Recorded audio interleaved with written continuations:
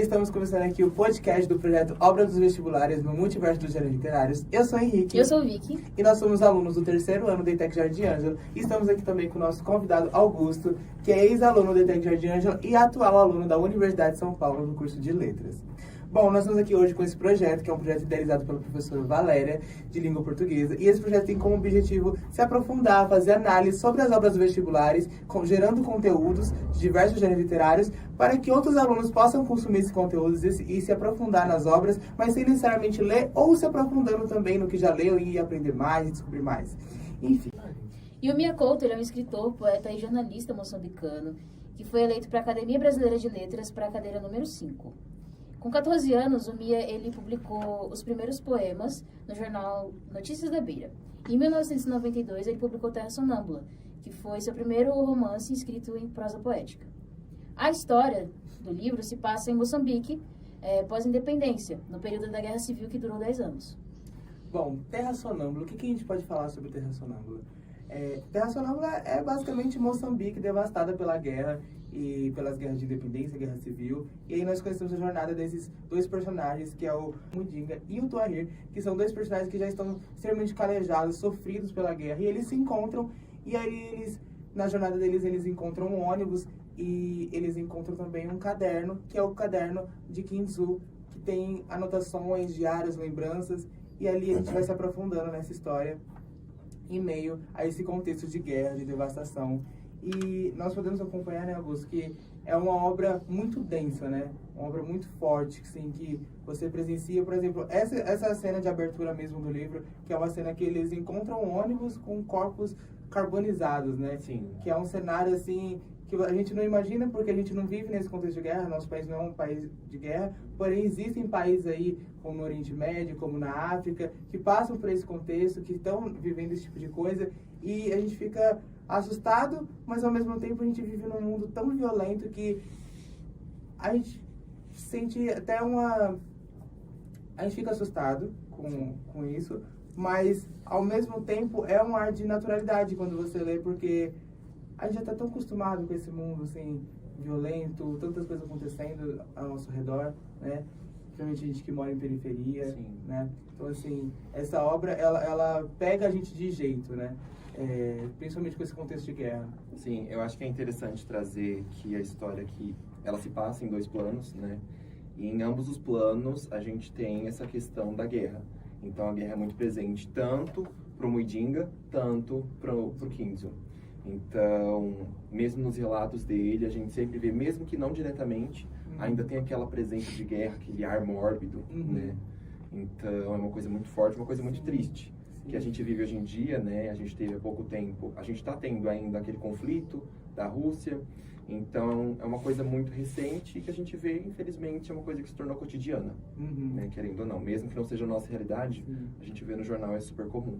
Infelizmente, né? Infelizmente a gente acaba naturalizando esse tipo de situação no nosso dia a dia, assim, no nosso cotidiano, enfim.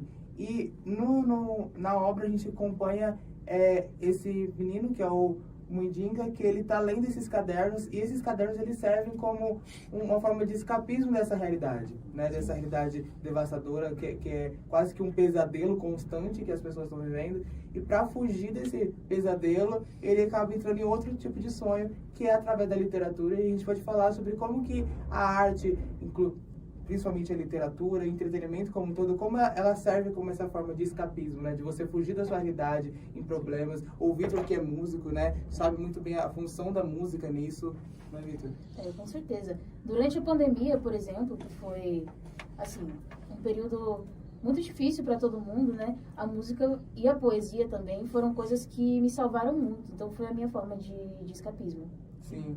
Na obra, o menino, ele lê os cadernos, ele consegue fugir um pouco dessa realidade, porque nos cadernos a aventura do Kinzo é contada de uma forma mais fantasiosa, com elementos de fantasia, que puxam um pouco mais, tiram ele dessa realidade, que é tão cruel. Mesmo que o Kinzo também esteja vivendo, então ele se identifica, mas ao mesmo tempo ele consegue tirar ele dessa realidade. Para você, como que você enxerga essa questão da arte? Tipo, você sente que ela pode te tirar de momentos difíceis também? Você sente que a obra, a literatura, a poesia tem essa função para você também, Augusto? Eu acho que a arte, ela eleva a gente, né? Uhum. Então, eu acho que independe se você lê um poema, se você escreve um poema, se você grava um podcast, né? Eu acho que ela vai te elevar. Então, se você lê um poema romantista, ele vai te trazer essa simbologia do amor. Se você lê uma coisa mais realista, né? Então, a arte, ela te eleva a esse outro grau. Então, ela só é rica quando ela faz isso, né? E acho muito importante quando a gente tem esse tipo de arte, que ela vai te elevar, porque ela vai te desligar daquilo. É bom a gente ter o pé no chão, saber da nossa realidade, entender a nossa realidade, porque para fazer uma arte boa, a gente precisa entender a nossa realidade primeiro. Com certeza. Então, e se a gente faz uma arte boa, né, entendendo a nossa realidade, a gente consegue criar um lugar de conforto, né, mesmo que não seja aquilo que a gente vê todos os dias. Ou pode ser de uma outra forma. Então, eu acho que ela engrandece a gente. Principalmente isso, né? E eu acho que é por isso que a gente tem, se fala tanto sobre valorizar os artistas, né? Principalmente depois dessa pandemia, se fala muito sobre isso. Valorizar os artistas, valorizar a arte, valorizar a literatura, porque tem essa função de engrandecer a nossa alma, de engrandecer as nossas pessoas, de engrandecer a nossa cultura. Então, sempre bom lembrar a importância de valorizar artistas, o entretenimento como um todo, porque tem essa função. E na obra, nos livros de Kinzo tem essa questão da fantasia, do simbolismo. São algumas características que o autor traz para ilustrar algumas coisas da realidade, tirar um pouco do peso das coisas, a gente sente um pouco isso, e também é uma forma dele trazer a cultura moçambicana. Sim, são algumas das características do autor, que ele tem muitas, inclusive. Essas características estão muito presentes na obra. Também, outras características do autor são a valorização da memória cultural, o multiculturalismo, a busca de identidade nacional, o resgate das tradições, o realismo mágico-fantástico, que está bem presente nesse livro, as marcas de oralidade e o uso das alegorias. Sim, eu acho importante a gente fazer um link de tudo isso, né, com partes específicas da história, né? Eu acho que começando pelo simbolismo, ele traz o simbolismo quando ele conversa com isso, o Kinzo contando nos livros, né? Quando ele conversa com aquele, acho que é um feiticeiro, e o feiticeiro começa a conversar com ele, fala que o pai dele vai perseguir ele em formato de espírito. Então aí a gente já começa a ter essas analogias, né, esse simbolismo do espírito. E aí isso aqui, a gente tem isso muito forte quando o livro passa para a realidade do Mandinga. É Mandinga, né? Tá certo? Sim. Mandinga. Quando passa para a realidade dele. Porque aí ele começa a ver as coisas, começa a viver a coisa, e o final do livro é uma coisa meio assim... Porque tudo o simbolismo do livro, dos contos, entraram para a vida dele, né? É quando as obras se conectam, né? Quando as duas trajetórias se conectam, né? Sim, exatamente. Então o simbolismo tá aí, nessa figura que vai sair dos contos pro Mandinga ver tudo aquilo, ver na vida real e tipo é uma metáfora, né, para tudo. E acho interessante também que você tinha falado da questão do escapismo, né? E é uma questão interessante porque o menino, o Mandinga, ele estava doente. Sim. Então é como se fosse um refúgio para os dois. O refúgio pro Kinzo é escrever e pro Mandinga é ler. Então ambos buscam refúgio em ler aquilo, ou ler ou escrever, né? E o Mandinga é uma situação muito triste, então pode ser até uma situação até de morte, né, a doença dele, porque é uma doença, acho que é um negócio lá de mandioca, que ele come. Isso mesmo. Então, acho que é uma doença que pode até morrer. E o final do livro pode ser interpretado como uma morte do menino, porque o menino senta no barquinho e vai embora. Então, é toda essa simbologia muito forte. A questão da literatura moçambicana, igual você falou, eu acho importante trazer que ele traz muito disso, ele fala muito das culturas, das tradições, igual ele fala do guerreiro lá que ajuda o Kinzo, que o Kinzo quer virar o guerreiro. Então, essa coisa é muito forte, muito rica, né? E faz até um link com o Mayombe, do Pepe Tela, porque a gente tem dois retratos. Um que fala sobre a realidade, né, das pessoas, que é aqui no Terra Sonâmbula, e outro que fala de quem estava guerreando, que é o livro do Pepe Tela, o Mayombe. Então, tipo, mesmo que o Mayombe não esteja agora na lista da FUVEST, é interessante fazer esse link, né, que parece que uma obra complementa a outra, mesmo não sendo do mesmo autor. Então, acho que agora você pode falar um pouquinho também. Sim, essa questão das conexões que a obra vai trazendo, começando por essas características do simbolismo, que uma obra vai se conectando com a outra, e assim elas vão caminhando até o desfecho final do livro, que você fica assim, chocado com o que acontece, com a forma grandiosa que o autor conclui a história ali, que ele fecha os dois arcos e juntando as duas jornadas, que uma complementa a outra. Um personagem que tá ali, que no final a gente descobre que o Mundinga, na verdade, é o Gaspar, que é o filho de uma mulher, que ela tá em busca do filho dela, que é uma mulher também extremamente calejada pela guerra, extremamente triste, passando por problemas. E aí no final a gente descobre isso, e é o grande desfecho do livro, e você fica meio... É pesado, você sente uma satisfação de concluir aquilo, de você chegar numa conclusão daquilo, mas ainda assim é muito pesado, porque, né, no final tem isso de você não sabe se é uma morte simbólica, né, do menino, e essa questão do simbolismo também. O livro todo, por conta dessas características fantásticas, a gente pode interpretar também que tudo isso seja alucinação dele, por que não, né? Se você parar para pensar que eles estão num contexto de guerra, porque essas pessoas não passaram fome, essas pessoas estão ali em jornada, a gente não sabe o que está acontecendo exatamente nos detalhes, eles podem estar passando fome, pode estar alucinando mesmo. Uhum. Então, é um desprendimento muito grande da realidade, ao mesmo tempo com o pé muito firme na realidade, como você falou, né? A arte tem isso, de trazer a realidade e ao mesmo tempo de tirar dela, e o livro brinca com isso o tempo inteiro, de fazer isso. Então, eu acho que é por isso que essa obra está aqui na lista de obras dos vestibulares, e é por isso que essa obra precisa ser lida, tem essa necessidade das pessoas conhecerem essa obra, porque ela tem essa forma de você ter o pé no chão e ao mesmo tempo você sair um pouco, sabe? Essa obra, ela é esse escapismo nela, assim, você escapa da realidade que você está vivendo, mas você entra em outra e você acaba terminando o livro conhecendo uma nova cultura, conhecendo um novo autor, conhecendo uma nova história e refletindo muito sobre ela, né? Refletindo muito sobre tudo que é tratado aqui. E agora no terceiro ano a gente está estudando sobre o modernismo, né? E o Mia Couto é um desses autores modernistas. Pode falar mais um pouquinho pra gente? Então, eu acho interessante essa questão do modernismo, né? Primeiro trazer que o modernismo ele vem com essa coisa da ruptura, né? Eles não querem mais parecer com as vanguardas europeias, né? Romantismo, todo esse tipo de vanguarda, né? Eles vêm mais como movimento. Então, o modernismo é esse movimento que vem, né?